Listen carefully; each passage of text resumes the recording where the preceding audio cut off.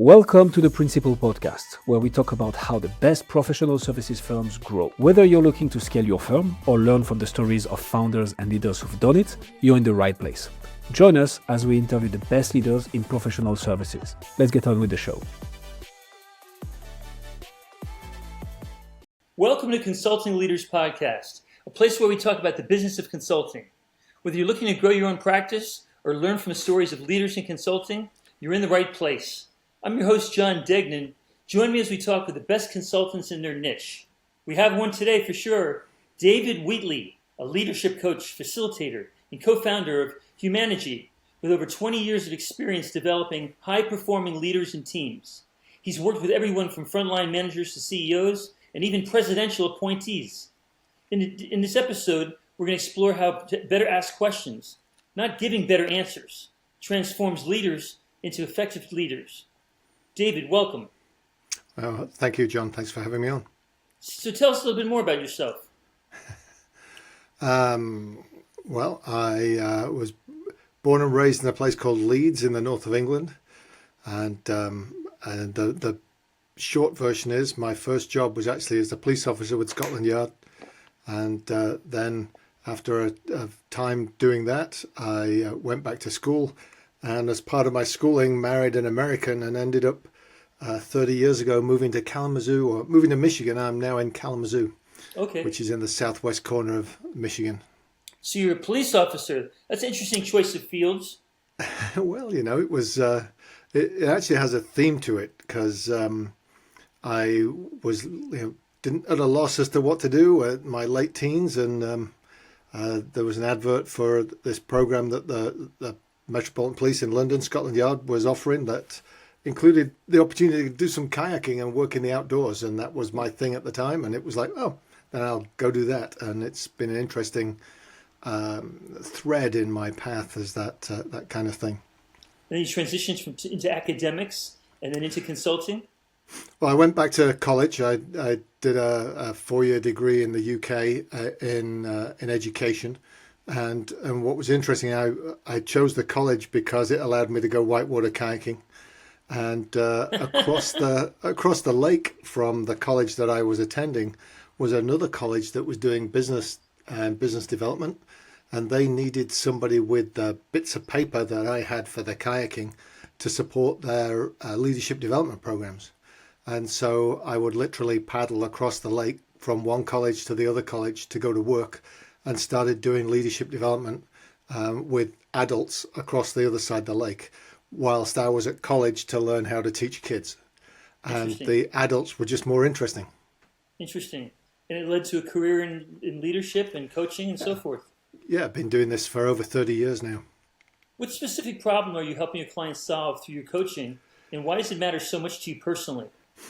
Well, I think that's I was thinking back when I read this question in your preamble that if I just think about 2026, probably the biggest thing that I've been working on is helping people go from what I call quarterback to coach.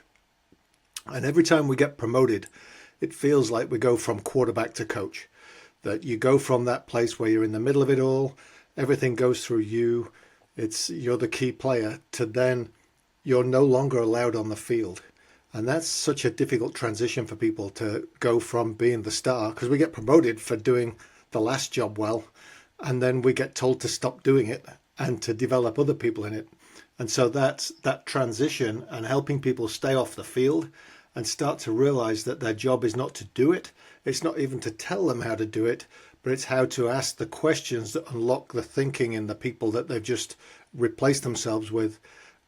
When that happens, it's magical. And that's the warm feeling you get at when you go home at night when somebody said, oh, I asked this question and I could see the light bulb go off. And it's like, great, because that's what my job is.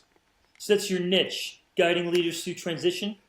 Yeah, for the most part, that's been a big part of what we've done in the last 26 years as Humanergy. And before that transition. But transition can also be, I'm in the same position, but we've just grown the company by 20%. And now that's added complexity to what I do as a CEO. Who are your ideal clients, and who typically makes the decision to bring you in as a coach? Well, we're a what I call a boutique leadership development company. There's only 10 of us. We don't want to get that much bigger because neither of the owners want to run the business as a business. We want to do the work. And so by being that boutique organization, we get to work with small to medium-sized companies or parts of larger companies. So I can say we've worked with the Kellogg Company, Ford Motor Company, places like that, but we don't do enterprise-wide. We tend to work with a one department, one facility, and then really help that facility or department or plant reach that place of high performance. And if it was enterprise-wide, then they end up, unfortunately, and we've seen this happen, going with McKinsey and not getting the results that they want. Sure. How have you built your pipeline over the years? And what has consistently worked to attract the right kind of clients for you? Well, this is, the best business development, in my mind, is doing good work. And that's the primary thing we tell all of our team. The best thing you can do to grow more work is to do good work. So that's the first thing. Make sure that the work you're doing is knocking it out of the park, because then people will talk about it and bring us in for more. The second piece then is actually being willing to do the ask. Because if you're doing good work and people are satisfied, then at the end of that engagement, this is the hardest part for me and my team, is do we ask the question, who else do you know that would benefit from working with Humanergy? And when we ask that question, people are incredibly generous in making connections and opening doors. And that's how we've grown the business. You host a podcast. How do you see podcasting as a marketing tool in your space? Yeah, the Humanergy Leadership Podcast has over 230 episodes and been going since 2000. And I don't really see it as a marketing thing. I started it when lockdown hit because I'd been meaning to start a podcast for about 10 years. And it just all of a sudden we had some space. And when we started it, I didn't know what the focus was. About 10, 15 episodes in, working with some of my colleagues, we said the focus is really providing resources for our clients. And so a conversation or an episode should be useful to one or multiple of our clients. Then it's just, rather than it's business development, it's providing resources that support the work that we're doing as coaches and trainers. Got you. Okay. You co-authored a book, 50 Do's for Everyday Leadership. Can you tell us about that? Yeah, I'll tell you about that one. That one's actually about 20 years old now and still going strong and still running solid in its third print.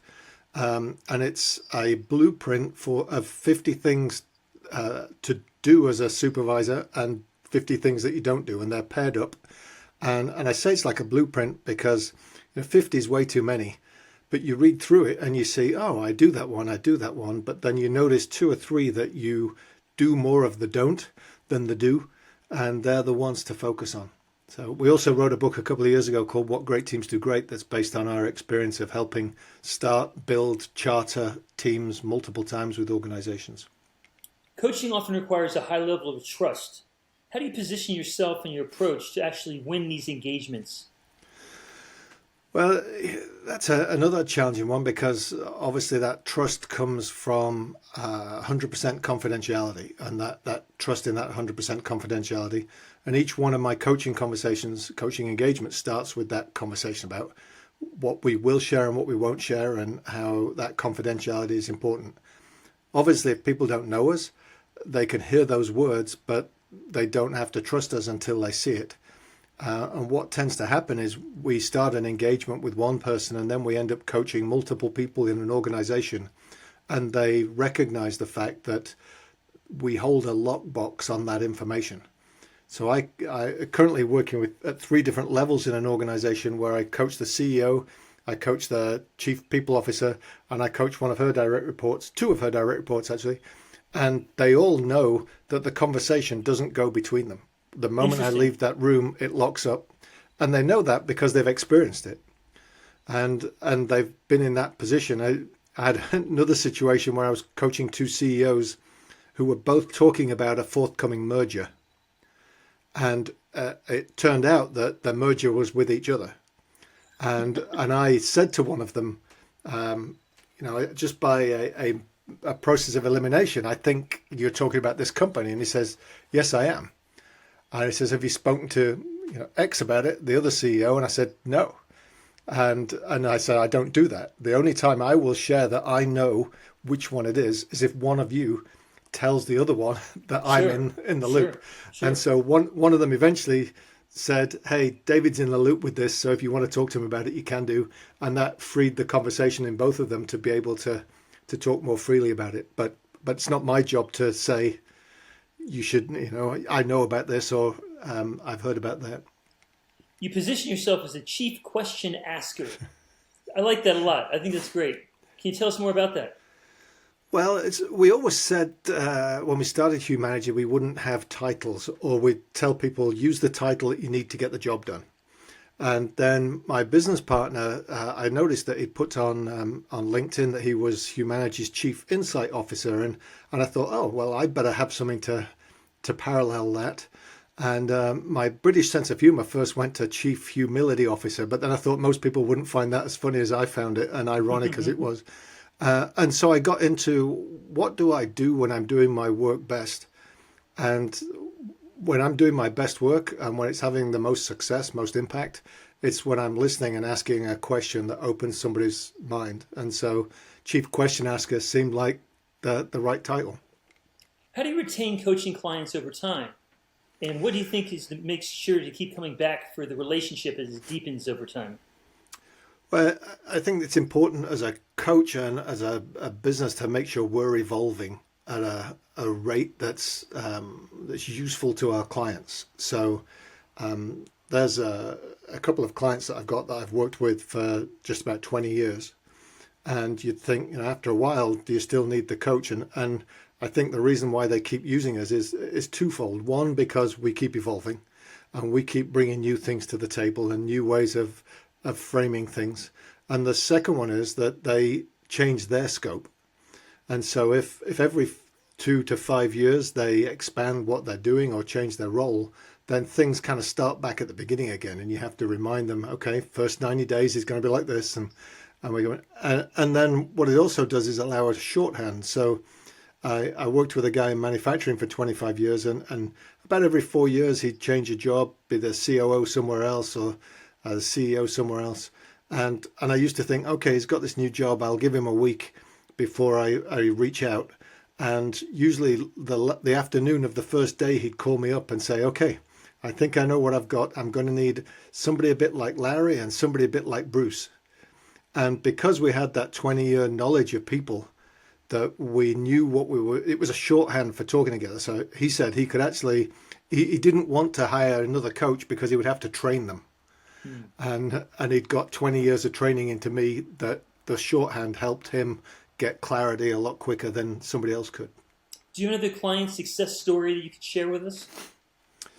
Off the top of my head, there's a few interesting ones. I did some work at a manufacturing plant, a very large plant, 1 million square feet under one roof.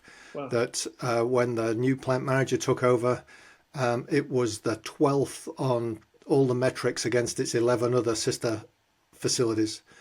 And 2 years later, it was number one on every one of those metrics, apart from one where it was number two. And if you ask the plant manager what caused that, it was building in a lot of the processes and the coaching that Humanergy brings in kind of 3 levels. We were doing a lot of leadership coaching. We were also doing a lot of frontline leadership training because people hadn't had it before.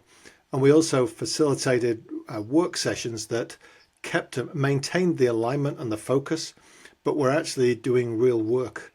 And we did those with a regular cadence that actually started to really move the needle. Interesting. Where do you find yourself most stuck right now in your business, if at all? Any challenges or obstacles that you're facing? Well, there's an awful lot of change and instability in the world at the moment, and so I think that's causing some people to pause on things and hold on things. Probably the biggest conversation point that we're having with folks is the impact of AI on their work, and whatever business they're in, what's going to be the impact of generative AI, and how do we help people realize that that's a tool, and that leadership still has a strong place. And if if we delegate judgment and empathy and leadership to AI, we do everybody a disservice. And the things that we should be holding on to is those three things: the leadership, the judgment, and the empathy. And that seems to be a place that people are spinning a lot of wheels on at the moment. I was fascinated reading your bio about the fact that you once completed an Atlantic crossing on a 39-foot sailboat and you like adventures. Can you tell us about that? Yeah, I actually said I was a whitewater kayaker, and that ran a thread. And I used to work at a summer camp and teach that kind of thing. And I'd always said since I moved to America that one of my only bucket list thing that I had at the time was to sail home one day. And an old friend of mine who also worked at that summer camp and also joined the police with me, retired from the police and bought a boat sight unseen in the Caribbean. Wow. And announced on Facebook that he was going to be living on it for the winter and then sailing it home in the spring. And I sent him a note saying, well, I'd crew if he needed it. And I'd lived in his house in London for a while. And he said, yeah, that's great, because I know I can live with you and I know you can sail. So that's good. And I got home and told my wife that I'd said this and this was happening. And she said, you're not going without me. And so wow. I had to send him a note saying, well, my wife wants to come too. And his theory was, well, if she can live with him and I can live with him, we can all live together. So because there was only going to be 4 of us in this space. And it was the most amazing trip. Probably mostly from a leadership perspective for Londa, my wife, who that was the first sailboat she ever stood on. And she stood on it in Antigua, and then 7 weeks later got off it in Ireland. 7 weeks. And yeah, and so it was just a great adventure. If Keith, the skipper, said he bought another boat and was ready to go, I'd have my bags packed by 5 o'clock tonight. Interesting. Did you learn any lessons in leadership and coaching from those experiences? Yeah, I actually did a couple of talks when I got back on it, because we'd just written the book, What Great Teams Do Great, and the application of that really came out. And you could see the characters on the boat, and the way that, like Keith, the skipper, was a great teacher and was consummately patient with everybody. And in particular with Londa, as she learned at this rapid curve. And then how to give each other space, and also be able to work with folks that you weren't getting on with at the time, because that was just part of the crew, part of the need, the demand. There's only 4 of you. There's you're constantly doing something. Absolutely. And we had these rotating shifts, and so it was really a practical application of the work we'd just done to write the book that reaffirmed that what was in the book was right. Interesting. Looking ahead, where do you see the biggest opportunity for coaching-led leadership development over the next few years? Well, I think the biggest opportunity for me is looking at the next generations. If I look at the generation data, there's a bit of a gap when you get to the Gen Xers, and then there's a big group of Ys and millennials coming in behind. And so we're starting to see younger people getting elevated to supervisor positions, and they have a different take on life than their parents or grandparents did. And where a lot of my coaching was people who were somewhat work obsessed and lived to work, the transition now, as I start working more with the under 40s, is that they work to live, and that different balance in their life is so critically important to them. And it's not that they don't commit to work and do a great job. It's just that that's just a part of their life rather than being everything. And it's like people our age, when you walk into a room, the second question after your name is, what do you do? Yes. Whereas one of them might come in and say, what really excites you? And that's about what you do outside of the job that you have potentially. And so it's exciting. And it's also that this future challenges organizations move to leaders that have a different outlook on life. What advice do you give to the young people that are graduating from college today and trying to get into the business field? Well, it would go back to, I think there's 2 kinds of people that are graduating. There's those people who've known what they wanted to do since they were 10 and have that meticulous focus on getting there. Stick to that plan if that's still what you want to do and go at it. I think the larger group of people are the people that really have no idea at 18 what they want to do. they end up going to college and doing a major partially because some professor was good and hooked them into a subject that they got interested in. But if I go back to my whitewater kayaking theme, I see the path of life as like a river, and you can take different tributaries, you can take different routes, but you're still moving to some degree down the river, and you can make it as exciting or as calm as you want it to. But the key is to keep your eyes open to what's coming up in front of you so that you can take opportunity of it if you so choose. And I think about, I didn't sit at high school and think, oh, I want to be a leadership consultant. I didn't know what I wanted to do, but I found the place that I really enjoy it. I think I'm half decent at it, and I can make enough of a living to pay the bills. So I that's what I'd encourage them is don't jump into something just because you have to. Don't jump into buying that house because it feels like it. Find something that works for you and enjoy it. I like the phrase, do what you love and the money will follow. Yeah, for most part, I think that's the case. The challenge with that is we get into that pattern, don't we? Because if we've gone to college and we've got a whole bunch of debt, yes, then we're driven to find the money rather than the passion. And that's why it's like, go to college when you're ready to know what you want to do. Absolutely. And then the investment's worth it. But absolutely. Like for instance, you go into Scotland Yard first, give you great perspective in the later years. Yeah, I did a year-long training program, what they called the police cadets in London back in the 1980s, which was, that was like boot camp, like going in the military. I lived in a dorm with 7 other guys, and we paraded and did a whole bunch of learning and social work as well as doing the police stuff, and so. That was a very grounding experience no matter what I wanted to do afterwards. For sure. Okay, if people want to find out more about you and see what you do, where should they go, David? Yeah, best place is humanergy.com, humanergy.com, and the Humanergy Leadership Podcast, as I said, wherever you pod, and you can contact me through there, or just reach out on LinkedIn. Love to hear from people. Okay, we'll put all the links in the description. Thank you so much for coming on Consulting Leaders. Really appreciate it and your unique perspectives and background. Very fascinating. Thanks, John. It's been a great chat. Thanks for joining us on this episode of the Principal Podcast. We hope you learned valuable strategies to grow your firm and take your business to the next level. Make sure to subscribe and leave us a review wherever you're listening to this show so you never miss an episode. To apply and be a guest on the show, click the link in the description. See you next time.